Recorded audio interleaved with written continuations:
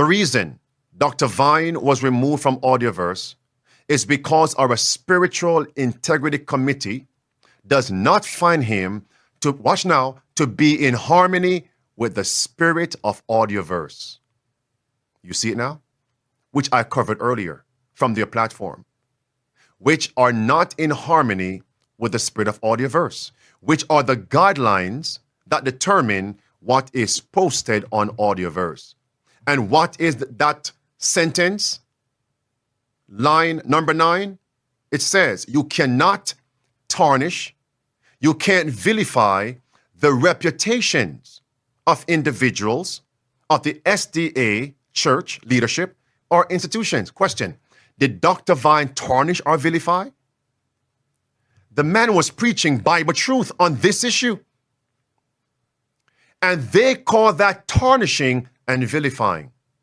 So friends, we have come to a time where AudioVerse is labeling the protests as tarnishing people's reputation, labeling biblical Christianity as vilifying someone's character.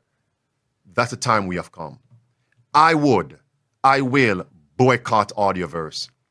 That spirit of AudioVerse is not the spirit of Christ Jesus, is not the spirit of the Bible and spirit of prophecy. It's the spirit of Satan, the spirit of tyrants, the spirit of the dragon, the spirit of the slave master, the spirit of the mob rule mentality, the spirit of gang leaders, the spirit of communists, the spirit of vipers. Let's continue in the email. This is the mafia mentality. Thank you, Selma, in the chat. Then they write, while the committee has appreciated many of Conrad's presentations over the years, they have also observed a disturbing trend of either careless, reckless, or intentionally subversive statements that are very, catch this, very closely akin, don't forget that, to calling the Seventh-day Adventist church structure Babylon. So wait a minute now. So they banned Conrad Vine, not for calling the church Babylon, but simply implying it sounds like you're calling the church Babylon. That's why they banned him.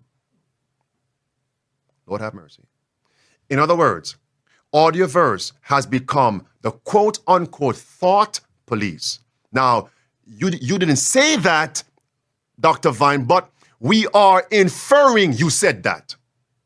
We're going to ban you. That's what Christ said, right?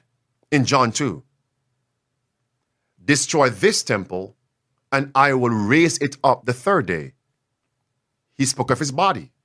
But they said in Matthew 26 and 27, this man said he would destroy the temple. You see my point now? Just as they say of me, Andrew Enriquez, I never heard you say the SDA organization is Babylon, but we believe that's what you mean. Now, who said similar words? Closely akin to calling the SDA church structure Babylon. Mark Finley. Here it is. Now, here's a fundamental question. Is there apostasy in the church, or is the church in apostasy? There's a big difference between those two things. Obviously, there's apostasy in the church. The wheat and tares are going to grow together till the harvest. But if you say the church is in apostasy, then you are akin to saying that the church is Babylon and you invite people to leave it.